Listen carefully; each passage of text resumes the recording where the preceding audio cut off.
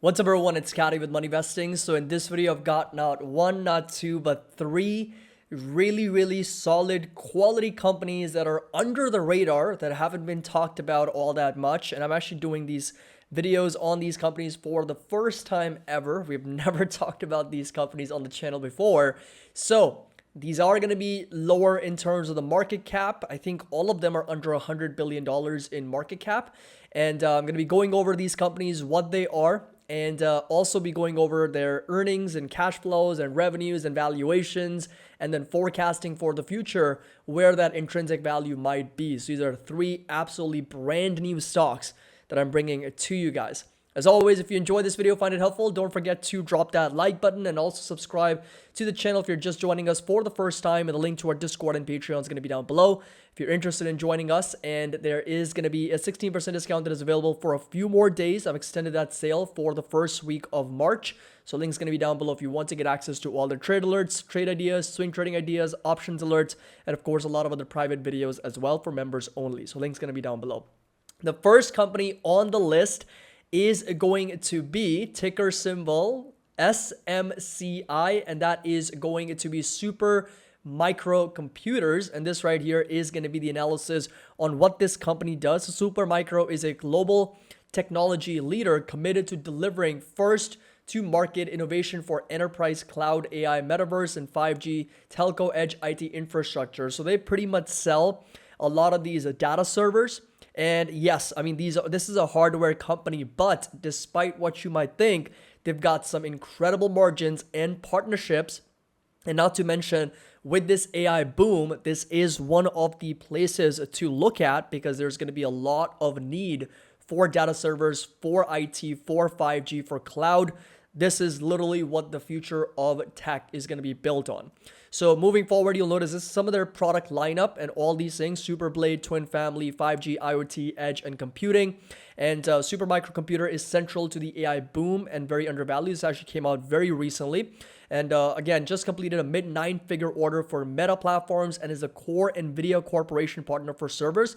And it's also a partner with AMD as well. And Supermicro is at the core of powering ChatGPT, large language models, and more recent advances in AI. The recent emphasis in this area has increased margins.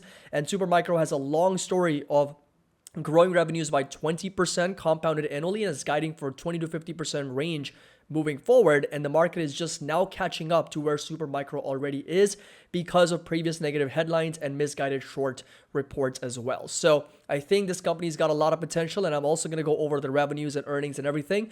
And this right here is just a conversation between the head and founder and CEO of Supermicro with, of course, Dr. Lisa Su from Advanced Micro Devices as well. So this right here are going to be some of the customers of Super Micro Computers. So they pretty much do sell. They're the world's third largest server maker by shipments after HP and Dell.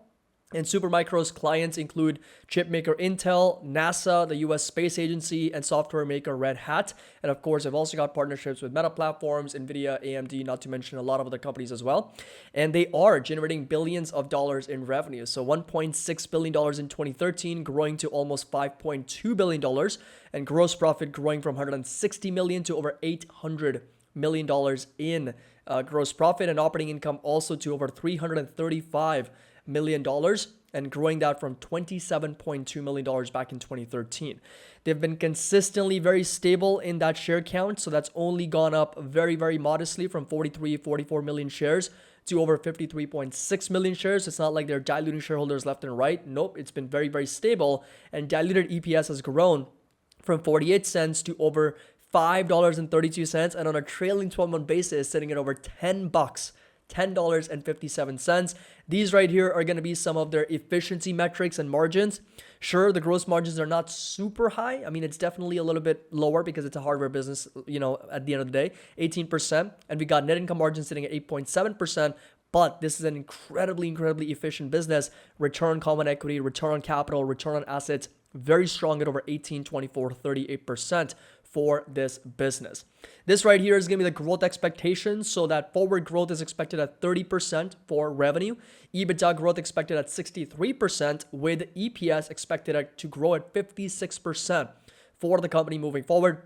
And forward long-term 3 to 5 year CAGR is expected at 30% for Supermicro computers. And this is going to be their balance sheet. So they've got more cash than debt on the balance sheet. So I'm happy. And current ratio also sitting at over 2.89. So they are sitting at well over $304 million of cash with a little just under $200 million of debt. Current ratio is good. So we can ignore debt to free cash flow because they've got more cash than long-term debt. Valuation, they are sitting at incredibly cheap valuations, under 10 times earnings, even on a forward and trailing basis. Price to sales, we're trading at under 1, a little bit over 24 times cash flow. Enterprise value to EBITDA trading at just a little bit over 6 or 7.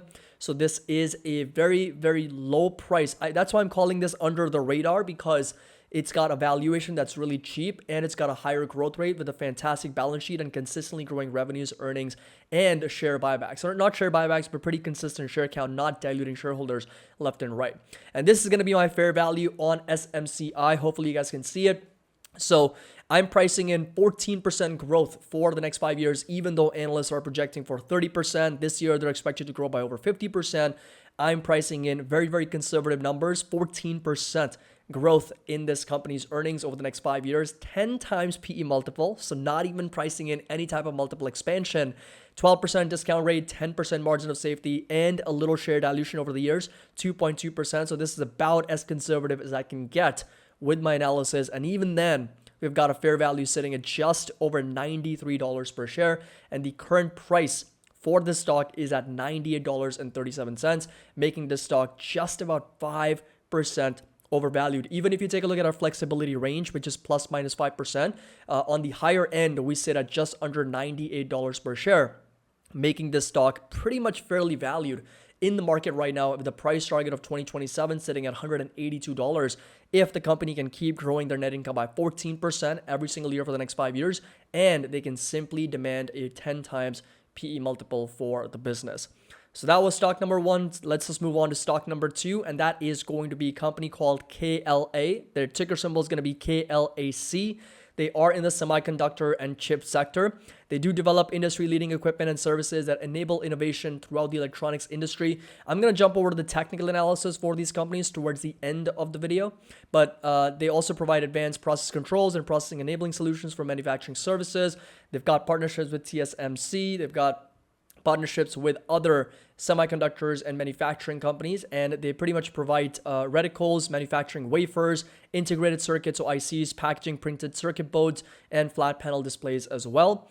And this right here are going to be some of their financials. Absolutely phenomenal, fantastic numbers, coming in from $2.4 billion, $2.8 billion back in 2013, and growing that to over $9.2 billion by 2022. Gross profit has grown from $1.6 billion to over $5.6 billion. And again, you can see some of these charts here, very consistent, very stable growth in revenue, gross profitability, operating income, $729 million to over $3.6 billion for the company in operating income. And net income has also ballooned from about $500 million to over $3.3 billion for the company. And shares outstanding have gone down. So once again, I'm bringing the quality to you guys. I'm not talking about any junk stocks, penny stocks, small cap, micro cap stocks that are issuing shares left and right. Nope, I'm bringing only the quality to you guys. So 170 million shares, and then they've gone down to 151 million. And diluted earnings per share have grown from 321 to over 21, almost $22 per share. Now trailing 12 months sitting at $24 per share. EBITDA has also grown from 817 million to over $4 billion for the company. Excellent margins at over 60%.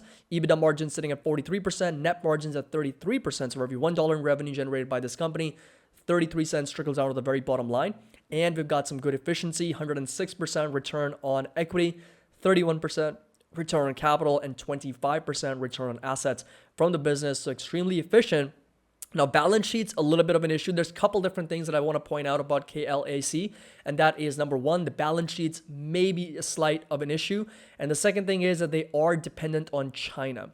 So a lot of their revenue, in fact, I think 25% of their revenue comes from TSMC and another manufacturer. I forgot what its name was, but another manufacturer for semiconductors and chips over in China. So they are a little bit dependent on that particular country. And of course, we already know what's going on with the trade wars and of course, chip wars between the United States and China. And if that continues to accelerate, if that continues to heat up, then that's not going to be great news for KLAC. Something that you may want to look into if you are doing your research in this company. Again, these are not buy or sell recommendations. I have to be very clear about this. Do your research. These are just additional ideas that I'm sharing with you that I believe are very quality companies that you can kind of take with you and do some more research on these companies, see if it actually fits with your portfolio and see what you think about these companies personally. But talking about the balance sheet, we are sitting at $1.5 billion cash, a little bit under $1.3 billion of marketable securities. Combined, that's about $2.7, $2.8 billion of cash and marketable securities. And total debt sitting at $6 billion. The company does not have a negative net debt, slightly more debt than cash on the balance sheet, but current assets exceed current liabilities by more than 2. Total assets also exceed total liabilities by a little bit over 1. However, goodwill also is about $2.2 billion. So if you exclude for goodwill, assets are equivalent to liabilities. So balance sheet just maybe a small issue there and some geopolitical risk related to China.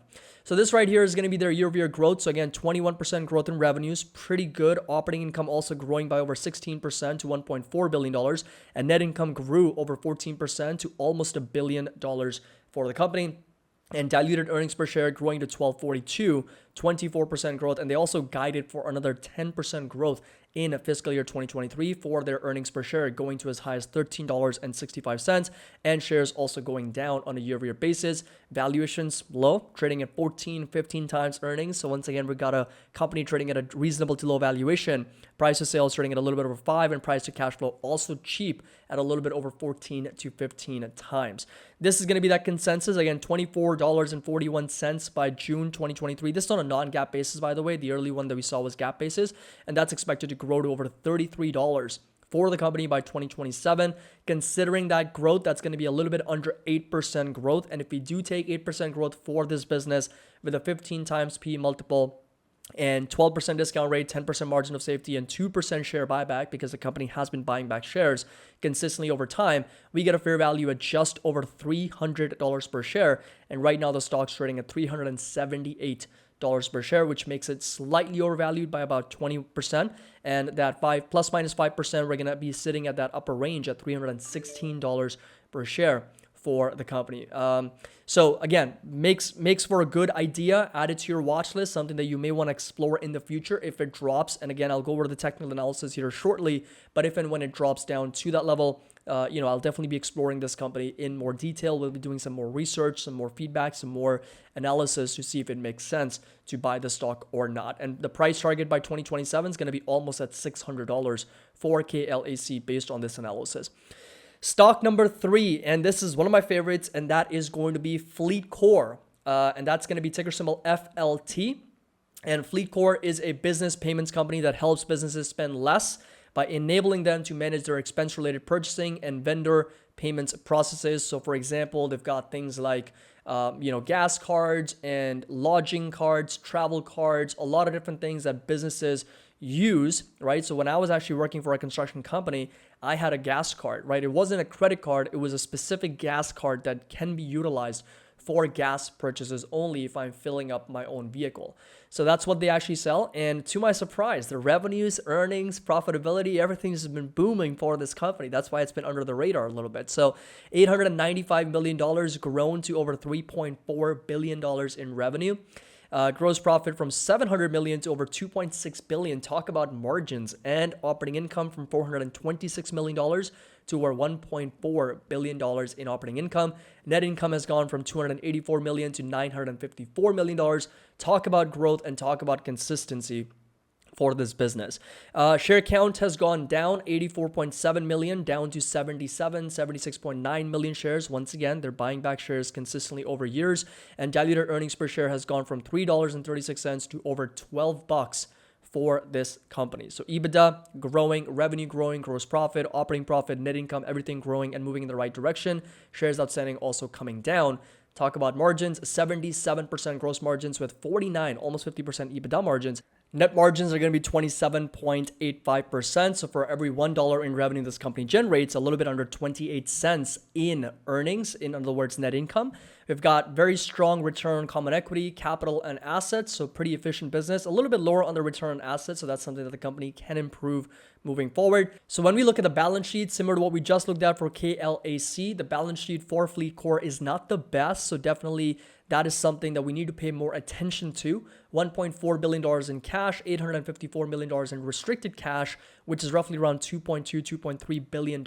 And we've got notes payable and other obligations under non-current liabilities sitting at $4.7 billion. So all in all, they definitely do have a little bit more debt than cash available on the balance sheet. And total assets also do exceed total liabilities. However, we do have a pretty significant goodwill on the balance sheet at $5.2 billion. So again, you can't have it all the way, right? You can't have everything that's going to be perfect for a company. So something has to give. Something is going to need more attention. Something's going to be a bit of a concern or a yellow flag. And for KLLC and for FleetCor, the balance sheet's a little bit of an issue for these companies. Now, this is, again, where the revenue is coming from. So fuel, again, like I said, they do sell gas cards and fuel cards and corporate payments. They do a lot of tolls, lodging, gift cards, and other. That's a complete breakdown, and you'll notice that everything's been growing pretty substantially, especially when gas prices are higher, and they do actually put that in their annual statements as well, a prediction for gas prices. And as they are higher, they also expect higher revenues from fuel cards and gas cards. And then, of course, the biggest increase we saw for corporate payments, 20%, 17% increase there, and a little bit of increase in tolls, and then slight decrease in gifts for the company in 2022. Now, in terms of the valuation grade, once again, it's trading at a really low valuation, trading at 12, 13 times earnings on a non-GAAP basis. Price to sales is a little bit under 5. Enterprise value to EBITDA trading just a little bit over 10, and price to cash flow just over 10 or 20, depending on trailing versus forward. Forward is trading at just about 10 for the company right now, which, again, in my opinion, is really, really cheap. So moving over to our growth rates, expectations, EPS for the next 3 to 5 years expected at 13%. Revenue expected to grow at 13% as well. EBITDA growth at 13.7%. And this is going to be the fair value for FleetCor according to my personal analysis, expecting a growth rate of about 12%, which I think is very reasonable for this company over the next 5 years. 15 times PE multiple, 12% discount rate, 10% margin of safety, and we get a fair value of just over $180 per share, with the price trading at just over $212, makes this company slightly 14 to 15% overvalued right now. And if it, of course, it comes down to that level, give or take plus minus 5%, 190, a little bit under $190 is going to be that upper range of that fair value, and the price target by 2027 is going to be sitting roughly at $353 per share for this business. Now, if we move over to my TradingView platform, the first stock we're going to analyze is going to be SMCI. That's your super micro computer. And you'll notice that it's pretty much trading at an all-time high. This is the monthly chart, and it's kind of held up really well from March 2020 drop. It has rallied a little bit over 550%. From its November 2018 lows, it's up a little bit over 1,200%, and obviously trading at an all-time high. And in the month of February, this stock actually outperformed the S&P, the NASDAQ. It outperformed almost all indexes and a lot of individual stocks. It was up over 35%. Now, I'm not a huge fan of the stock here, trading at all-time highs, overbought from a monthly chart. Technicals are very, very overextended, but it is a $5.2 billion stock or a company. So I'm going to be very interested in this moving forward if and when it starts to kind of pull back a little bit. But right now it looks like we've got a really nice support forming over here. That's a higher low. And at the same time, we've got a nice higher high sitting right over here. So if we do continue to push higher, I could see the stock get up to 120s. That's going to be that next potential higher high. That's going to be the next resistance, but I would be a lot more interested sitting roughly at $71 as a technical support. Of course, fair value aside, that's going to be the support level that I'll be paying attention to at close to $71 per share for this company. Talking about KLAC, so CLAC, and this one also has been trading sideways pretty much at all-time highs, and from lows of October, it's already rallied over 71%. We've got a big resistance sitting at the top at roughly around $441, $442. We pretty much got up to that level almost at 430s just a few days ago, or a few weeks ago, and then we started to pull right back down. So very, very important and interesting support level sitting roughly at 280s. I don't think it's going to come down to that level. Just, you never say never. But that right there is going to be that support level to watch for KLAC. And that's going to be also kind of in line with my fair value, roughly around $280 per share for this company. And last but not least, we got FleetCor, where the ticker symbol is going to be FLT. And this one is not trading at all-time highs, unlike the other two.